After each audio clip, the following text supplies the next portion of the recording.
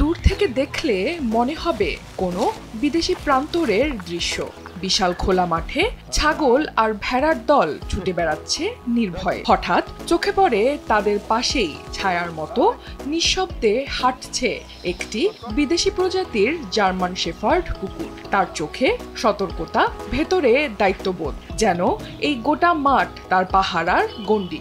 দৃশ্যটি দেখলে মনে হবে কোনো ইউরোপীয় গ্রামীণ চিত্রপট, কিন্তু বাস্তবে এমনই ব্যতিক্রমী দৃশ্য দেখা গেছে বাংলাদেশের শরীয়তপুর জেলার নড়িয়া উপজেলার যোগপাট্টা গ্রামে। কোনো একটি ভেড়া যদি নির্ধারিত সীমানা পেরিয়ে যায়, সযত্নে ছুটে গিয়ে ফিরিয়ে আনে সে।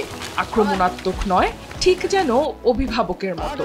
শুধু দিনেই নয়, রাতে যখন নেমে আসে নিস্তব্ধতা আর বাড়ে শেয়াল বা চোরের উৎপাতের আশঙ্কা, তখনও পাহারায় থাকে এই বিশ্বস্ত প্রহরী। কুকুরটির কারণেই রাতে নিশ্চিন্তে ঘুমাতে পারেন খামার পরিচর্যাকারী। চোর ডাকাতের আসার গুঞ্জন পেলেই একা হুঙ্কার তুলে সামলে নেয় পুরো পরিস্থিতি।